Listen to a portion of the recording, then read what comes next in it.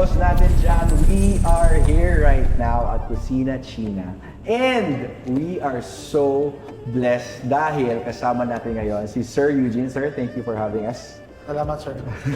Welcome. And sa inyo na maybe you have been here in Kusina China, you have dined in or nag-take out or nag-order kayo online, but you don't know the history behind the brand or kung ano yung mga bagay na kanila pang sinuserve dito. We will get to know it at this very time with Sir Eugene. So sir, how did or when did Kusina China started?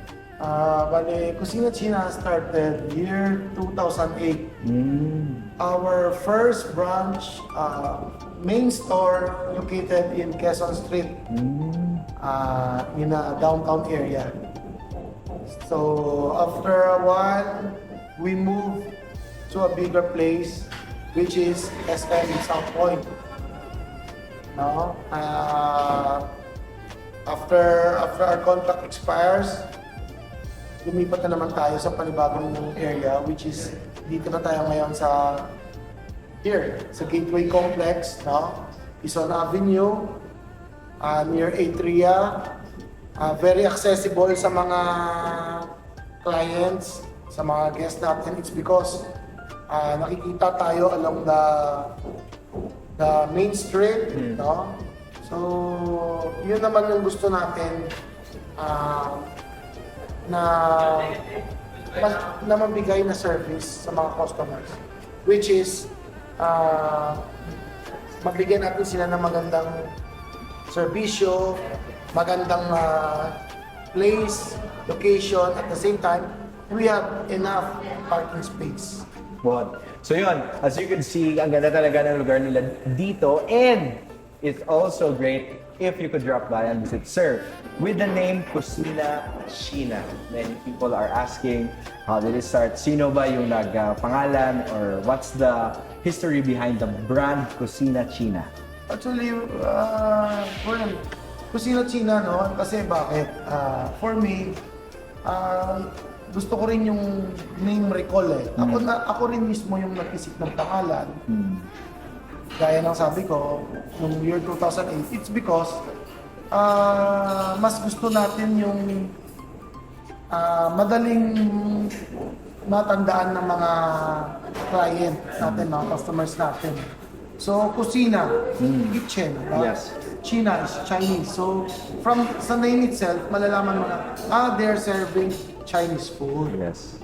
So, that push me to name our store Kusina China. Wow, look at that. So sir, speaking about Chinese cuisine, Chinese food, so ikaw sir, hindi ka ba talaga sa Chinese na mga pagkain?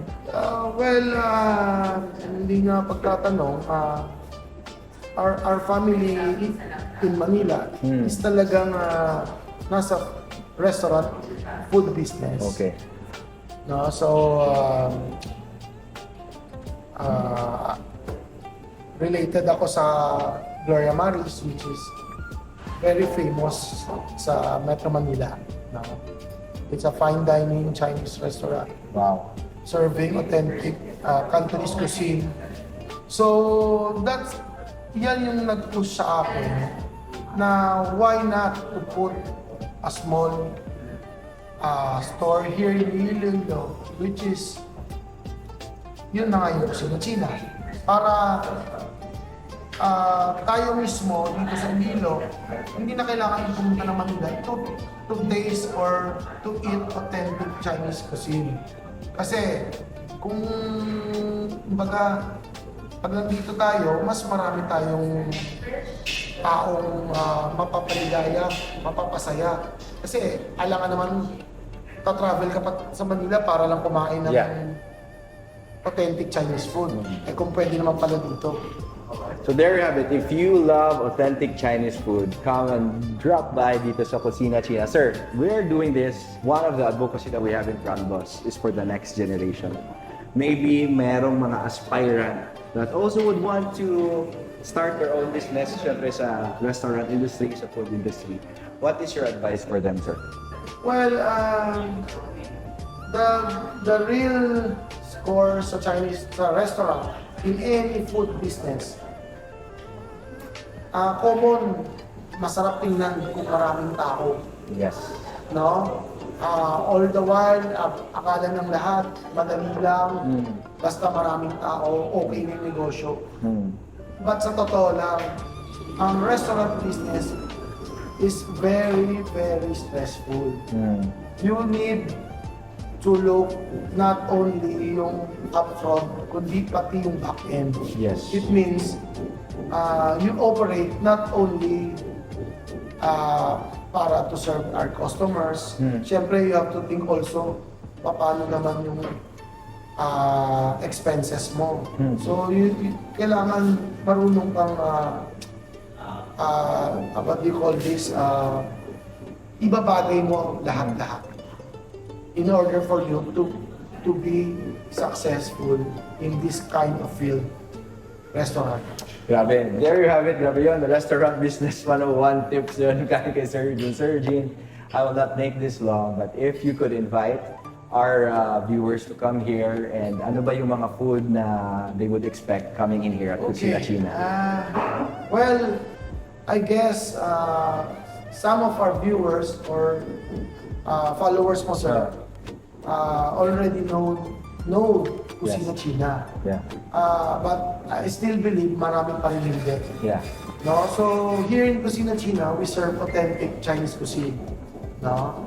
I myself is also a cook. Wow. So, alam ko kung okay or hindi yung sinaserve natin na pagkain. Yes. And definitely, I'll make sure na quality yung nilalabas natin yung pagkain. Regarding the price, I think we can compete to anyone. And as I always say, diba, Kusina China, mura, masarap at marami. Wow. At ang pinakamagandang tagline dito na lagi kong gino-joke sa mga tao is, pag hindi masarap, libre na. Wow, there you have it, sir.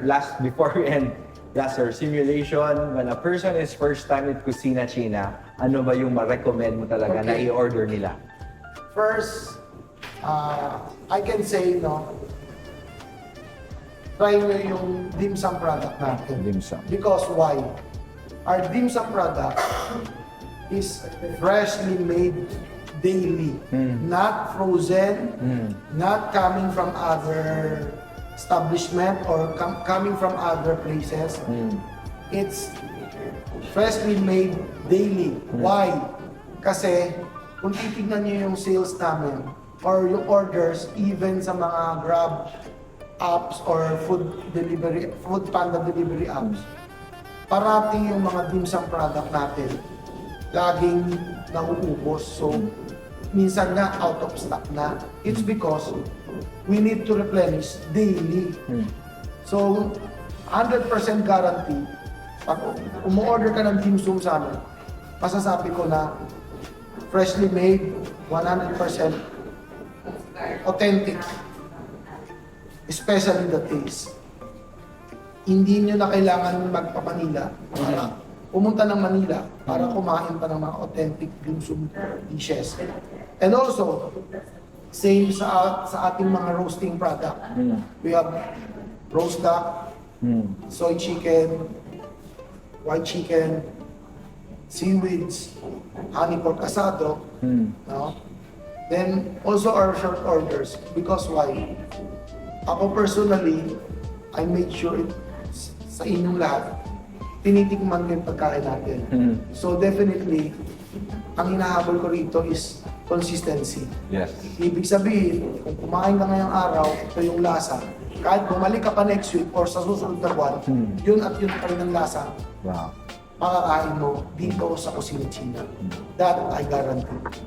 Yun, it's very, very great to have Sir Eugene. Sir Eugene, last, what time po kayo nag-open and days na open po yung Kusina China? Our opening hours from Monday to Thursday, we are open 9 a.m.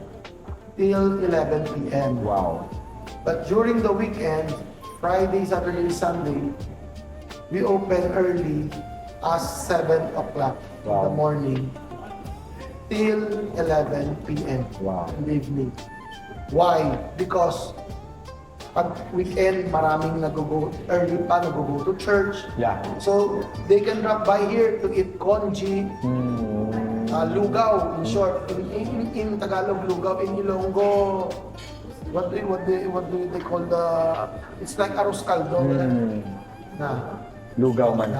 We have, and also, we have variety of dimsum to serve our guests and customers. So there you have it. If you are a business and you want to be featured next, comment down below. And kung wala ka pa, nakaagita pa, kagkanto diri sa Kusina China, please do so. Kanto na kamo diri Gateway Complex, di sa Donato Quezon, along the road going to Atria, going man sa Bay Diversion. And kung wala ka muna kabalo kung ano inyong orderon, watch this video again and again and again. Kagaya si Sir Eugene makabulig sa inyo. But if you just come in here and you could just ask them kung ano masuggest nila, ka-bestseller nila, they will really give it sa inyo. Kag again, ang hambal ka ni Sir, kung hindi ko naman namin, libre na lang ako. But anyway, thank you very much, Eugene. Thank you for having us. And we will have a second video. We will be tasting all the food that they will be serving this very day. So watch mga sa part 2 sa ating video. God bless everybody.